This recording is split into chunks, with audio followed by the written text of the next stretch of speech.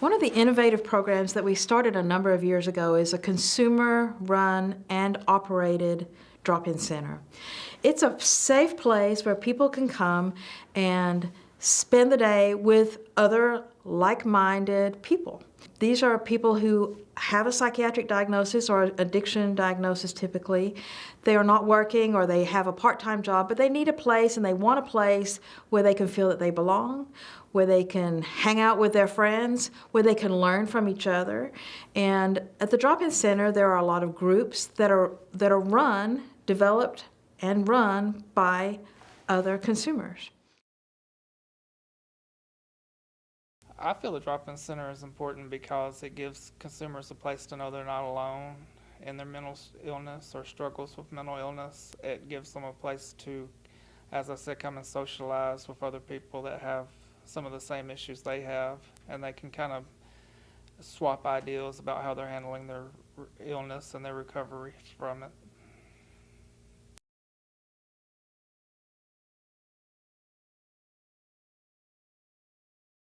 Oh, I believe the socialization is important for the members of the Beaumont Hope Center because a lot of people grow up not having those skills to communicate or not developing them. Their mental illness might have held them back, but through coming to the center, they learn to communicate with each other and communicate in an effective way. One of the things that we have been supporting and trying to enhance is consumer peer specialists. These are people who are more advanced in their recovery, who want to help and to provide the benefit of their experience and their life history with other people who are not as far along in their recovery. And that kind of interaction is incredibly powerful. They can really learn from each other, support each other in a way that no professional can do because they've got the real lifetime and set of experiences really back them up and make them credible.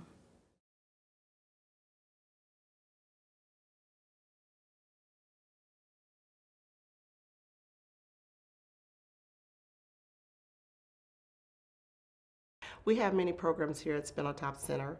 We assist individuals with dehabilitation, where they may come to the center for up to 6 hours a day and participate in group activities. We also provide community supports, where they go out into the community and go on outings. They may go bowling, go to the movies. We may assist them in their homes with general housekeeping, simple meals, anything that they need to be able to live on their own.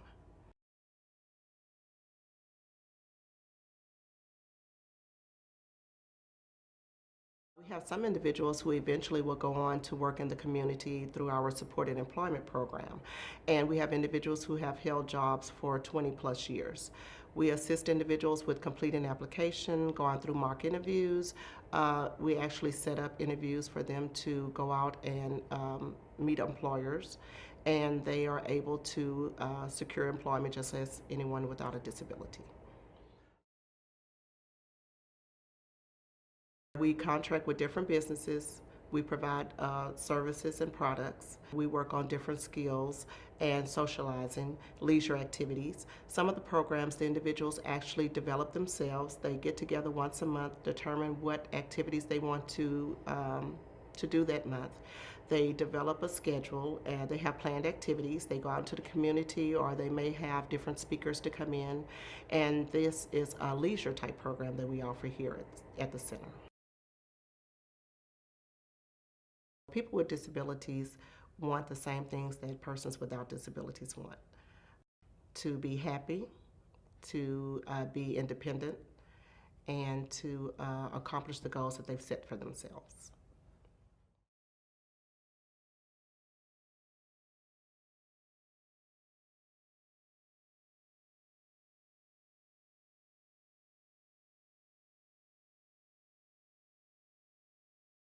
My husband and I knew that our life was forever changed, and we had no idea what the future held for us and for our new baby, Matthew.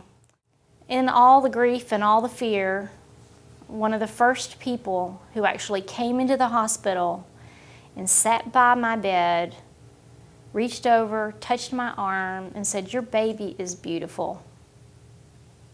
She introduced herself as an employee of the Spindletop Center.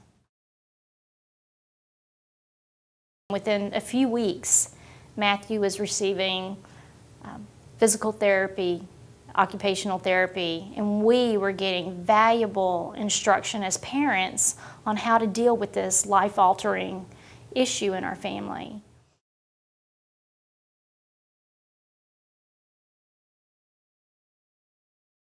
As his public school career started coming to an end, it was very evident to us that life after public school was going to be a totally new experience. And for a brief period of time, we had to deal with a lot of social isolation. People, once they leave the public school system, people with disabilities lose their daily access to interact with other people like they have in the school setting. We were fortunate to find out, after Matt left the public school setting, that there were some services available, and they've continued to improve. We're fortunate to have Spindletop Center in our area to help families deal with these different phases of the life experience. Because as our children grow older, what he needed as an infant is very different than what he needs now as a 31-year-old and what he'll need when he's 50. The beautiful thing about the Spindletop Center is that they're there for the duration. They've been here for us when Matt was an infant, and not just serving him, but by serving him, they serve families, parents like myself who wonder what's going to happen when I can't take care of him anymore or facilitate services for him. And we know that there are some options, and that's a nice thing to know. It's wonderful that we've got an agency here in our community who not only provides services but stays on top of advocating for needs that we need with the legislature, at the state level, funding for services. They're a great resource. One of the great advantages that we've had at Spindletop is the opportunity for Matt to participate in the Ben Rogers Training Program, where he's learned some extremely valuable vocational skills. He's had the opportunity to be on a lawn crew. He worked with the janitorial crew and has also worked in the wood shop making wood pallets. And that's just wonderful, very relevant life skills. I can't imagine what his day-to-day living would be like if he didn't have the opportunity to take advantage of the work programs that Spindletop provides. My favorite part is riding on the lawnmower. I don't know what we would have done without Spindletop, and we appreciate the fact that they're still here for us and will be here for us in the future.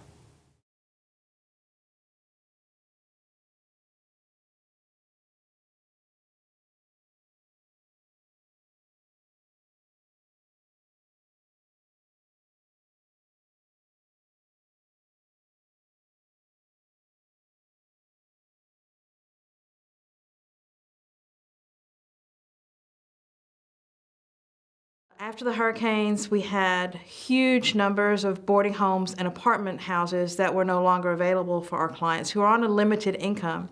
So we really made a concerted effort to look for funding to try to create nice, safe, affordable housing for our clients.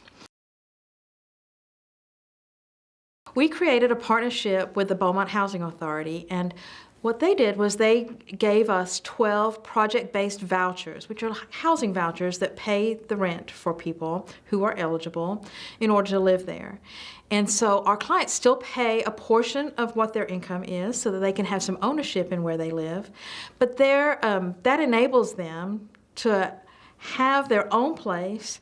Many of them, most of them in fact, come to us from the Salvation Army, women's shelters, They're camping in homeless camps that people live in around this area, and many of our community don't even know that they're there, but they are. And people who have been supported by family members or just the kind nature of their friends by going from couch to couch, they're eligible to come live here. For many of them, it's the first place that they've ever had that they can call their own. A place that's their home, they can decorate it, they can put in their own personal belongings, we supply them with the basics, and then they go from there.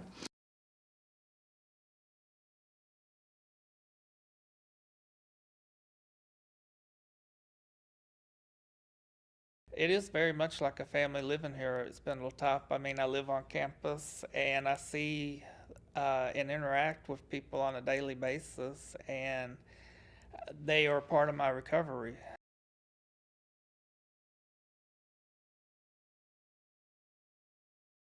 Everybody is very welcoming. They're concerned if I mess up. They're concerned if they see I'm struggling. Some of the residents come to the Hope Center, and I help them and they help me, and it's just a give and take situation.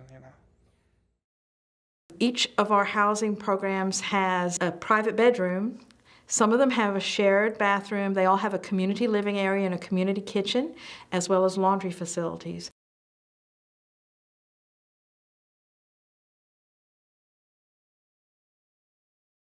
They can't do anything to get better because they are so worried about where they're going to sleep, what they're going to eat, how they're going to survive that day. So now we have housing.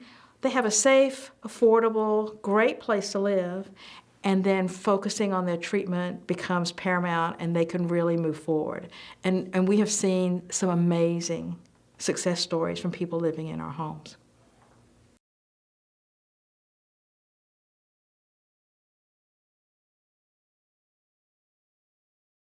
People who have chronic and severe mental illness have the same kind of health issues that the general population does. What's different about people who have psychiatric illnesses is that they rarely seek or get the kind of medical attention they need. Our goal was to try to integrate primary health care with psychiatric services. It only makes sense that one kind of service, psychiatric services, should be talking to and working with primary health care services. And if we can integrate those together, then we're going to be better serving our people.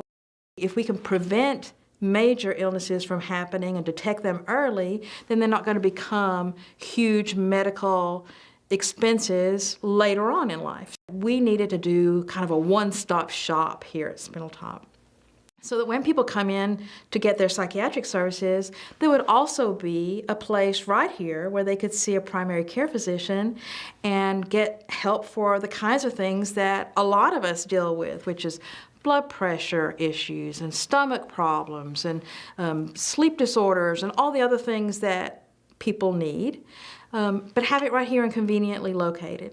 We were very fortunate to get a grant from Community Health Choice in Houston to build and take an existing building that we had and build a primary care clinic right here on our campus.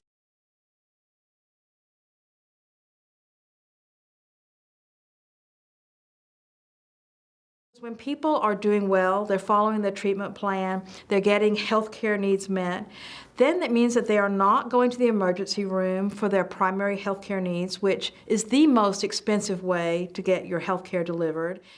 This helps our community tremendously, and in the long run, it saves us all money.